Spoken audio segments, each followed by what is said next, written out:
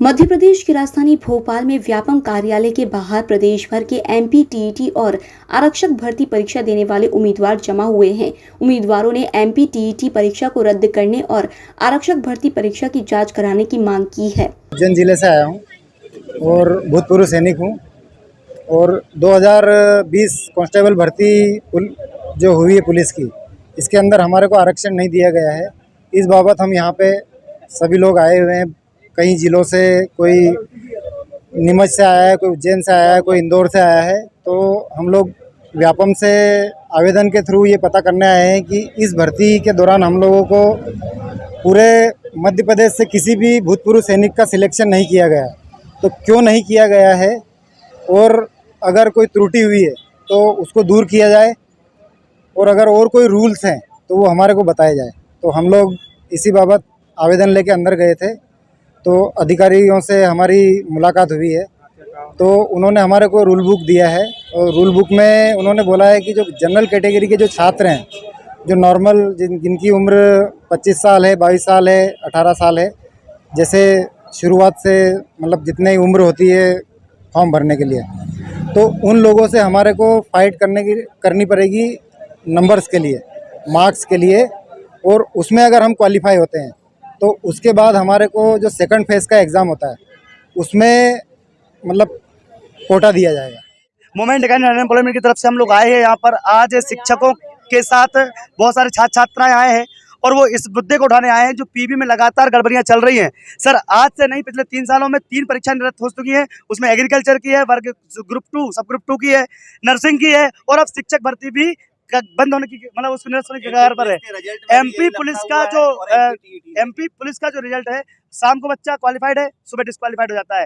तो इन सब गड़बड़ियों को देखते हुए हम पीबी को ये चेताने आए थे कि इन सब की निष्पक्ष जांच की जाए, दोषियों को दंडात्मक कार्रवाई की जाए, नॉर्मल पीपीआई बंद करो। एक दिन में एक पेपर होना चाहिए पूरे मध्य प्रदेश में, ऑफलाइन पेपर होना चाहिए। ऑनलाइन पेपर में बच्चा पेपर दे नहीं पाता है, वो भरता है इंग्लिश, आती है संस्कृत, और वहाँ पर कोई जिम्मेदारी लेने तैयार नहीं है। सेंटर पे कोई जिम्मेदारी नहीं लेता है। कोई भी पीबी का जो वहाँ पे वो होता है पर्यवेक्षक, वो बना कर देता, बोलते हैं पीबी गड़बड़ी है, तो बच्चा बेचारा कहाँ जाएगा। सर, ऐसे लाखों स्टूडेंट हैं जिनके पेपर इस बार नहीं हुए हैं। तो हम चाहते हैं शिक्षक भर्ती फिर से कराई जाए ताकि निष्पक्ष तरीके से उसकी पेपर, मतलब बच्चा जो क्वालिफाइड हो जाए। मैं नीमच डिस्ट्रिक्ट से आया हूँ। अभी जब हम अंदर गए तो हमको वहाँ से एक कागज़ पकड़ा दिया गया है।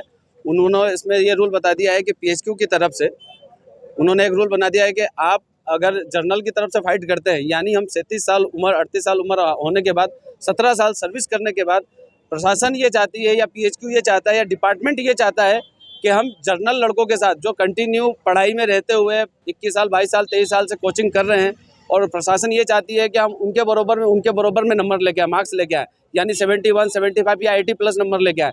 और वो तब जाके सेकंड फेज़ में हमको सिर्फ रनिंग के अंदर हमको वो हमारा आरक्षण के तौर पे, यानी वो टाइम ज़्यादा देंगे।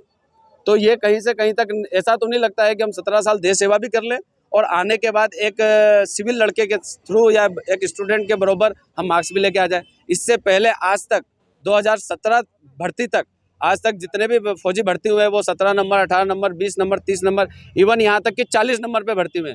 अब इनका ये नियम इससे लागू किया गया है, तो ये लगता है कि ये एसआई में भी, पटवारी में भी, चाहे राज्य सरकार की कोई भी एग्ज़ाम हो, ये हमको जर्नल फाइट करवाना चाहते हैं। और सरकार से और जनता से मैं यही चाहता हूँ कि ये चीज़ गलत है और गलत को गलत बोला जाए। और प्रशासन तो हम जो पहले आरक्षण था, हमारी यही मांग है, हमें कोई किसी से भीख नहीं चाहिए। जो पहले चलता आया है उसी नियम के तहत आज जो बंदा 17 साल बॉर्डर पे, 18 साल, 20 साल नौकरी करता है, वो सोचता है कि घर जाने के बाद 1 साल के बाद थोड़ा पढ़ाई करता है। ऐसा नहीं कि वो बिल्कुल ही उसको एक आर्मी के तौर पर रख लिया जाता है।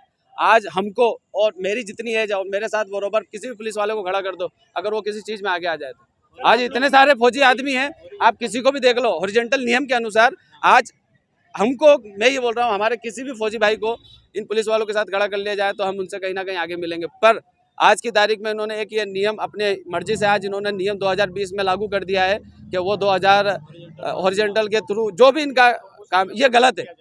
कुल मिला संशोधन किया जाए।